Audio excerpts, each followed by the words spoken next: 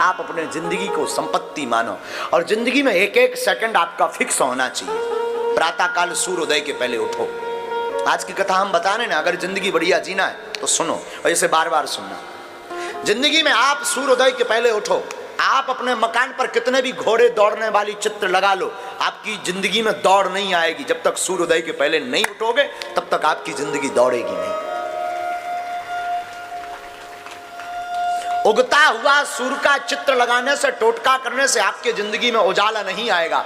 जब तक अपने वर्क को पाने के लिए, संकल्प को, लक्ष्य को पाने के लिए घोड़ों की भांति दौड़ोगे नहीं और उगते हुए सूर्य के पहले उठोगे नहीं, तब तक आपके जीवन में उजाला नहीं आ सकता है। इसलिए सुबह सूर्योदय के पहले उठो।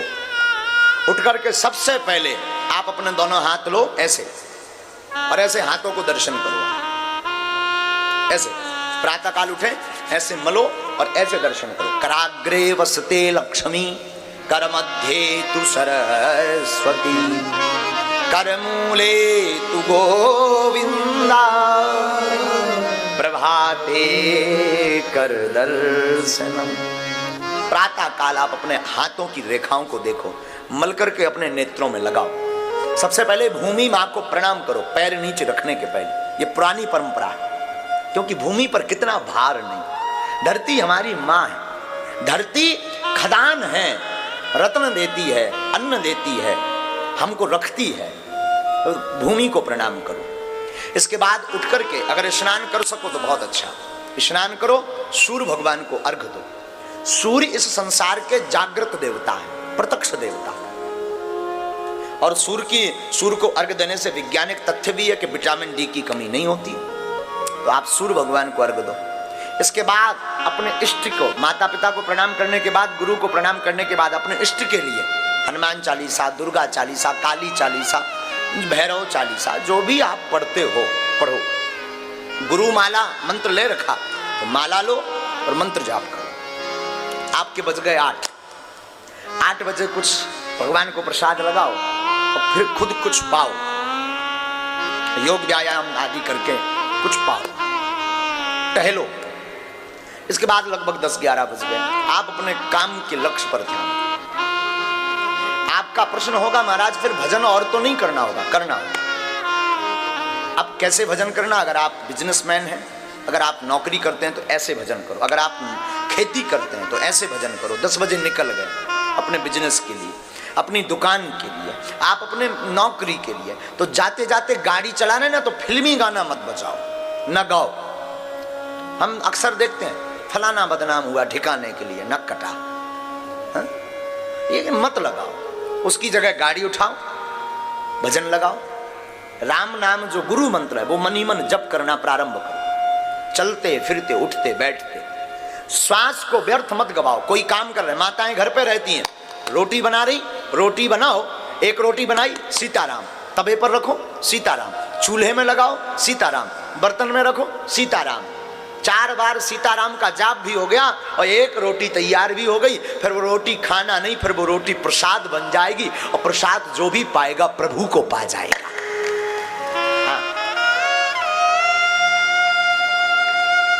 माताएं घर पे झाड़ू लगाती ना, सीताराम गाते जाओ। कोई भगवान का गीत, भगवान के गुणानुवाद, स्तुति, वेद स्तुति, मंत्र, कोई बहुत बड़ी महिमा, कोई सुंदर सा भगवत भक्ति गीत गाओ, झाड़ू लगाओ। क्या फायदा होगा? झाड़ू में बहुत छोटे छोटे चींटी, चींटा, बहुत छोटे छोटे जीव मर जाते हैं। उनका पाप आपको जो भोगना पड़ता है, उस पाप से आप बच जाएंगे। भगवान का भजन हो जाएगा, घर भी साफ होगा और मन भी साफ होगा। घर भी साफ होगा, मन भी साफ होगा। रात्रि हो गई आपकी, रात्रि काल संध्या में आप आओ, संध्या में हाथ मुंह धो। संध्या के समय न भोजन करना चाहिए, न देहरी पर बैठना चाहिए। ध्यान दे दें, घर में अगर आप चिर स्थायी काल तक लक्ष्मी को रखना चाहते हैं, घर में अगर अलक्ष्मी का वास नहीं करवाना चाहते हैं, तो ये बात गांठ बांध लें। अगर आपके घर में लड़ाई होती है तो ये कारण हो सकता है। अगर आपके घर में पैसा नहीं रुकता तो ये कारण हो सकता। क्या आप अपने घर में संध्या काल को या तो झाड़ू लगाते होगे, या संध्या काल में भोजन करते होगे, या संध्या काल में भोग मैथुन्य कर्म करते होगे, अथवा संध्या काल में आप देहरी पर बैठ कर के रो रहे होगे। 4 काम वर्जित हैं। दरवाजे की देहरी पर संध्या काल में मत बैठो, संध्या काल में भोजन मत करो, संध्या काल में आप मैथुन्य कर्म भोग मत भोगो, अवासना युक्त मत रहो, संध्या काल में आप रो मत, कलेश मत करो। क्यों? संध्या काल में भूत भावन महादेव अपने गणों के साथ पृथ्वी पर विचरण करते हैं, और जिस घर में ये 4 चीजें होती दिखाई पड़ती हैं, भोले बाबा उस घर से अपनी कृपा को दूर कर देते हैं। लक्ष्मी जी घर छोड़ करके भाग जाती हैं और कुलच्छनी का वास घर में हमेशा के लिए हो जाता है। तो आप अपने घर में ये 4 चीजों का गान, संध्या काल में हाथ मुंह धो, पूजा मंदिर में जाकर के बैठो, प्रभु को धन्यवाद दो, प्रभु को साधुवाद दो। प्रभु आपकी कृपा से हम दिन भर के हारे थके गए थे, अब आ गए। और थके हुए होते ना शाम को, लगभग ज्यादातर लोग थके हुए होते। हाँ जी है ना जी, बोलो ना, थके हुए होते ना। एक बात सुनो, आराम किस किस को चाहिए जीवन में? हाथ उठाओ, कौन कौन आराम चाहता है? बोलो ना, हाँ जोर से बोलो। बड़े कंजूस हो, जोर से बोलो ना, पैसा थोड़ी लगता।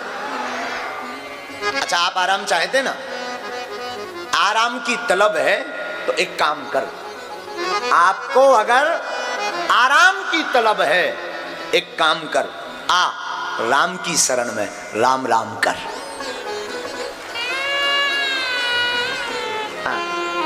आराम की तलब है तो एक काम कर, क्या कर? आ राम की शरण में और तू राम राम कर। शाम के समय प्रभु को ऐसे धन्यवाद दो, आपकी रात सुंदर होगी। और रात भोग के लिए नहीं है, रात में जहां भोगी भोग भोगता है वहां योगी योग करके ईश्वर को प्राप्त करता है। हाँ, रात को हरि शरणम, भगवान की कथा सुनो, सत्संग सुनो, कोई कथा सुनो, और अपने जीवन काल में 1 महीने में ये बात दृढ़ कर लो, महीने में या 5-6 महीने में 7 दिन की कथा, चाहे कोई भी हो, कोई वक्ता हो, जरूरी नहीं बागेश्वर वाले महाराज, कोई भी वक्ता हो, आसपास कहीं कथा होवे, 7 दिन 3-3 घंटे का टाइम निकाल करके जरूर जाना प्रारंभ कर दो। महीने में एक बार या 2 महीने में एक बार, 5 महीने में एक बार 7-7 दिन की कथा सुनने लगो, तुम्हारा लाड़ गोविंद के चरणों में हो जाएगा, और गोविंद भी तुम्हें जन्म जन्म तक नहीं छोड़ेंगे। और फिर साहब, फिर बताना है आप हमें मिलना। आप ऐसे जीवन जीना प्रारंभ करो। सा जीवती गुणो यस्य धर्मो यस्य सा जीवती।